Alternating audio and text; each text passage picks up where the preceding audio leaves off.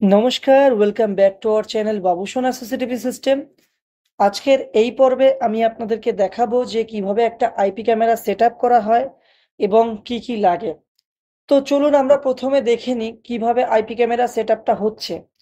তো IP camera set up করতে গেলে আমাদের প্রথমে কি লাগছে, প্রথমে লাগছে ডোম ক্যামেরা এবং তারপরে লাগছে বুলেট ক্যামেরা এবং তারপরে লাগছে এনভিআর।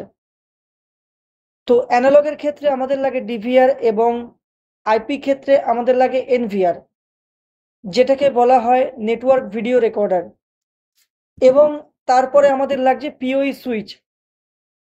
তো এটা 4 পোর্ট, 8 পোর্ট, 16 পোর্ট যে কোনো একটা হতে পারে। তো তারপরে আমাদের লাগছে একটা মনিটর এবং তার সাথে সাথে লাগছে একটা রাউটার। তো চলুন আমরা ডায়াগ্রামটা দেখে নিই যে কিভাবে সিস্টেমটা হচ্ছে এবং কিভাবে করব। তো প্রথমে আমাদের যে ডোম ক্যামেরা রয়েছে সেখান থেকে একটা তার আমরা নিয়ে চলে আসবো পিওই সুইচে, এবং বুলেট ক্যামেরা যেটা রয়েছে সেখান থেকে আমরা একটা তার নিয়ে চলে আসবো পিওই সুইচে। তো প্রত্যেকটা ক্যামেরার তারই আমরা পিওই সুইচে নিয়ে চলে আসব এবং পিওই সুইচ থেকে আমরা একটা তারই প্রথমে রাউটারে নিয়ে যাব এবং রাউটার থেকে একটা তার আমরা এনভিআরে নিয়ে যাব।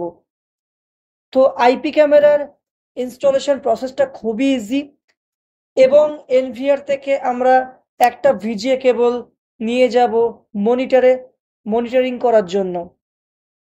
তো খুব সহজ আমাদের আইপি ক্যামেরা কনফিগারেশন করা। তো এই টোটাল কনফিগারেশনটা করার পরে আমরা আমাদের স্ক্রিনে গিয়ে আইপি কনফিগারেশন করলেই আমাদের আইপি ক্যামেরাটা চালু হয়ে যাবে। তো এইভাবে খুব সহজেই আইপি ক্যামেরা ইনস্টলেশন করা হয় এবং আইপি ক্যামেরা খুব বেটার পারফরমেন্স পাওয়া যায়। তো ভিডিওটা খুব শর্ট ছিল এবং ভিডিওটা যদি ভালো লেগে থাকে অবশ্যই একটা লাইক করবেন, কমেন্ট করবেন এবং সাবস্ক্রাইব করে পাশে থাকবেন।